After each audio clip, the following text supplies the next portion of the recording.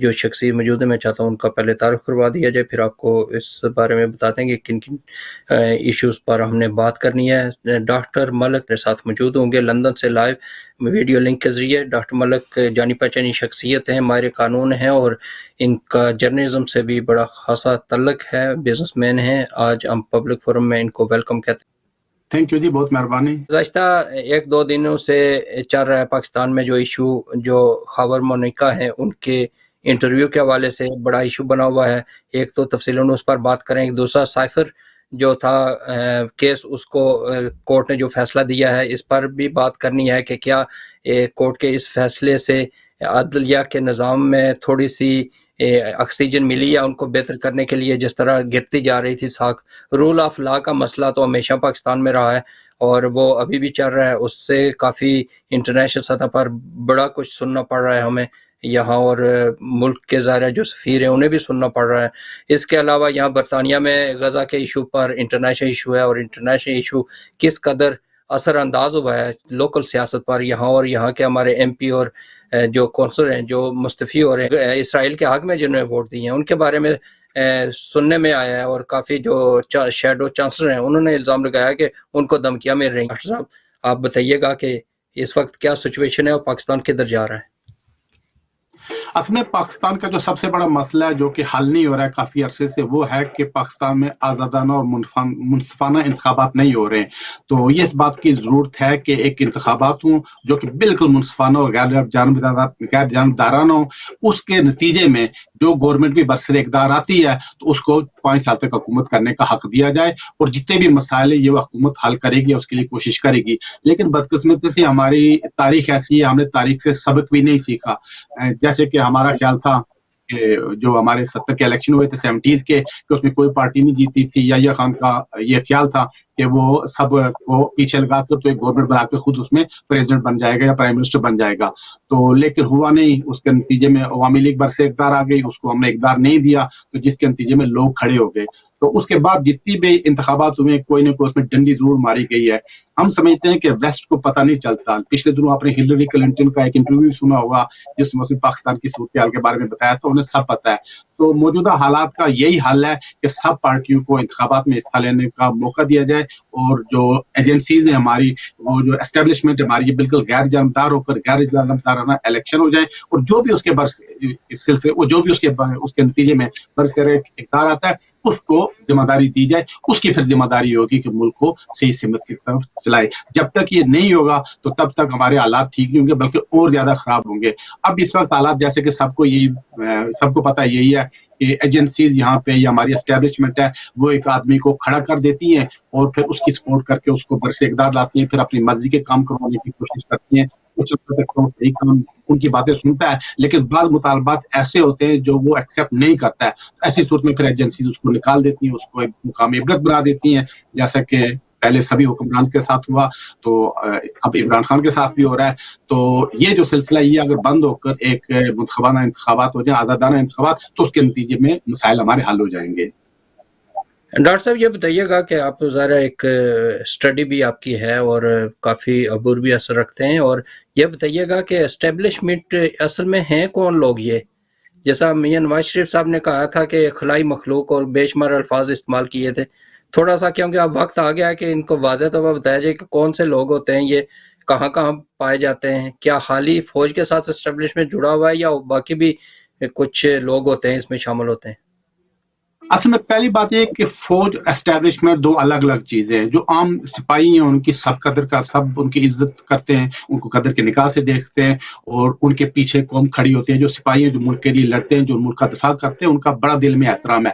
لیکن دوسری طرف کچھ لوگ ایسے ہیں جن کا تعلق فوج سے ہی ہوتا ہے، لیکن وہ ایجنسیز میں چلے جاتے ہیں، اور جیسے کہ ہماری ایجنسیز ہیں آرمی سے جن کا تعلق ہے، ان کا یہ بیسیکلی اس وقت وہی ہیں جو کہ ملک کو چلا رہی ہیں۔ آپ نے شاید دیکھا ہوگا 2-4 دن پہلے، کچھ دن پہلے ہلری کلنٹن کا ایک انٹرویو آیا تھا، تو اسے یہی وہ پوچھ رہے تھے کہ ڈیپ اسٹیٹ ایکٹرز کون ہوتے ہیں، تو اسے بڑے ڈیٹیل میں کر کے پاکستان کی ایگزامپل بھی دی تھی کہ آرمی ہے جو پیچھے اس ملک کو چلا رہی ہے۔ تو آرمی میں وہ جو اسٹیبلشمنٹ ہے آرمی کے اندر، تو وہ جو ہیں وہ اس ملک کے جو حالات ہیں اس کو خراب کر رہے ہیں۔ خراب اس طرح کر رہے ہیں کہ ان کا جو تجربہ ہے وہ सिर्फ अपनी फील्ड का हो सकता है, वो मैं मान सकता हूँ, लेकिन बाकी फील्ड में आकर वो इंटरफेयर करके बाकियों को भी काम नहीं कर देते, क्योंकि उनके ख्याल में बाकी सही काम नहीं कर रहे, वो सही कर रहे, लेकिन चूंकि उनकी फील्ड होती नहीं है, इस वजह से उसमें मार खा जाते हैं।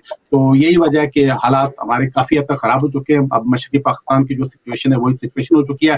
रोजाना आप भी देखते हैं खबरें, मैं भी देखता हूँ, एक खबर आती है, तकरीबन रोजाना एक खबर आती है कि जी आज फलां जगह दीर स्वात में एक हमला हुआ जिसमें 10 दहशतगर्द या 8 दहशतगर्द या 5 दहशतगर्द मारे गए। तो आखिर में फिर बताते हैं कि जी हमारे भी 4 जवान उसमें शहीद हुए। अब पूछने की ये बात है वो दहशतगर्द हैं कौन है? क्या वो भारत से आए? क्या वो अफगानिस्तान से आए? क्या वो ईरान से आए? उधर से तो कोई नहीं आता, ये हमारे लोग हैं। ये कौन लोग हैं जो दहशतगर्द बने? इस पे गौर करने की जरूरत है। कहीं ये तो नहीं है कि जो लोग आपने बलूचिस्तान से उठाए और या लापता कर दिए या कत्ल कर दिए, उनके लवाकिन उठकर आपसे बदला ले रहे हैं। क्योंकि मशरकी पाकिस्तान में भी यही सिचुएशन हुई थी कि जब उन्होंने इलेक्शन मुजीबुर रहमान ने जीत लिया तो हमने उसको इक़्तिदार देना था, तो हमने कौमी असम्बली का इजलास ही नहीं बुलाया और साथ ये साजिश शुरू कर दी कि जिन सीट से मुजीबुर रहमान ने इलेक्शन जीता था कि वहां पे दोबारा इलेक्शन करवाएंगे। जब ये सिचुएशन फिर लोग बाहर निकले, उन्हें जलसे जुलूस किए। जब जलसे जुलूस उन्हें शुरू कर दिए तो फिर हमारी पॉलिसी ये हुई कि इनको ये दबा दिया जाए। तो दबाया ऐसे कि जी जहां पे अवामी लीग का झंडा नजर आता था, हमारे टैंक जाकर उस मकान को गिरा देते थे। फिर दूसरा मसला ये शुरू हो गया कि हमने खुली इजाजत दी कि जी बंगाली औरतों के साथ रेप किया जाए। तो इस सिलसिले में जो बाद में रिकॉर्डेड जो हुआ है कि 8 लाख नाजायज बच्चे पैदा हुए थे और बांग्लादेश की जो तहरीक आजादी उसको कहते हैं, इसमें 30 लाख लोग मारे गए हैं, जो रिटर्न तारीख मौजूद है। मेरे पास कई किताबें, अगर उस पर पढ़ना चाहे तो कर सकता है। तो बहरहाल ये हालात अब मुल्क में कहीं दोबारा ना खड़े हो जाएं। लेकिन उस वक्त हमारी बदकिस्मती ये थी कि भारत उनकी खुल्लम खुल्ला मदद कर रहा था मुक्ति पाने की, लेकिन इस वक्त हमारी ये खुशकिस्मती है कि भारत बजाय गैर जानबदार को ऐसा काम नहीं कर रहा है। तो बहरहाल हमें इसका हल यही है कि इसका सियासी हल ही निकल सकता है। वो यही है कि एक सियासी हुकूमत को बरसे इक़्तिदार आने दें। ये उसका हेडेक्स है कि अंदरूनी और बैरूनी ममालिक को उन मसाइल को वो हल करे। लेकिन जहां तक दिफा का मसला है वो फिर हमारी जो मसला अफवाज है इनकी जिम्मेदारी होती है। यह बताइएगा, ये एस्टेब्लिशमेंट की आपने तारीफ भी की और वाज़ह तौर पर हवाले देकर भी बता दिया, लेकिन जो बंदा एस्टेब्लिशमेंट के खिलाफ बात करता है, कोई सियासी हो या कोई भी हो या बैरून मुल्क में बैठे हों, तो वो कहा जाता है ये मुल्क की सलामती के खिलाफ बात कर रहे हैं और फौज के खिलाफ बात कर रहे हैं। इसको क्यों जोड़ा जाता है मुल्क की सलामती के साथ? ये जी अपने आप को छुपाने के लिए ये करते हैं। हालांकि कानूनी सिलसिले में बिल्कुल वाज़ेह है, सबको पता है कि पाकिस्तान का जो कानून है वो ये कहता है कि किसी आदमी के खिलाफ अगर कोई इल्जाम हो तो उसको पुलिस गिरफ्तार कर सकती है। जब गिरफ्तार करे 24 घंटे के अंदर अंदर उसको किसी अदालत में ले जाना पड़ता है और वजूहत बताना पड़ती है वहां मजिस्ट्रेट को या जज को, जो भी है उसको। मजिस्ट्रेट को आमतौर पर वजूहत बताना पड़ती है कि जी हमें इस आदमी को गिरफ्तार किया, 24 घंटे के अंदर अंदर आपके सामने पेश किया, अब आप बताएं या तो इसको जमानत पे रिहा कर दें या फिर इसकी हमें जरूरत अगर हो तो रिक्वेस्ट करते हैं, फिर जज उनको रिमांड दे देता है, जो कि 14 दिन का आमतौर पर होता है। लेकिन ये तो आम कानून है। लेकिन अब वो बिल्कुल ही खत्म हो गया, जो कानून की हुक्मरानी खत्म नहीं हो गई है। अब लोगों को उठाते हैं और उसके बाद फिर वो ये करते हैं कि जी उन पे तशद्दुद करते हैं। और ये पुलिस के स्टेशन में नहीं होता, सभी कहते हैं पुलिस स्टेशन नहीं होता है, ये एजेंसियों के जो अकुबत खाने बने हुए उनको लोगों को वहां ले जाते हैं और वहां पे उन पे तशद्दुद करके उनसे फिर अपनी मर्जी के बयान दिलवाते हैं। बदकिस्मती अब ये है, ना तो हुकूमत में उनसे पूछ रहा है और ना अदलिया से उनका पूछ रहा है।